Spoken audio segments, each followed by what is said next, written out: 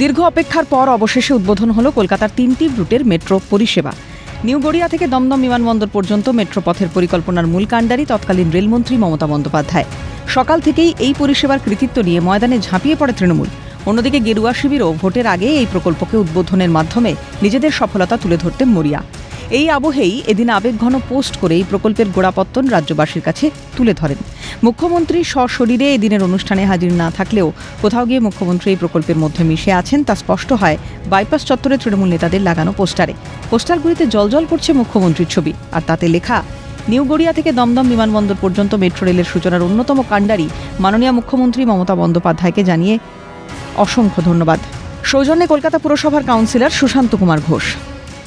একেবারে Ritwik Ghatak metro station, তার সামনে মমতা বন্দ্যোপাধ্যায় একদা প্রাক্তন রেলমন্ত্রী মমতা বন্দ্যোপাধ্যায়কে ধন্যবাদ জানালেন তৃণমূলের তরফ থেকে। এভাবেই কিন্তু যে পোস্টার লাগানো হয়েছে এবং সেখানে স্পষ্ট করে লেখা রয়েছে, নিউ গড়িয়া হইতে দমদম বিমানবন্দর পর্যন্ত মেট্রো রেল সূচনার অন্যতম কাণ্ডারি মাননীয় মমতা বন্দ্যোপাধ্যায়কে জানাই অসংখ্য ধন্যবাদ।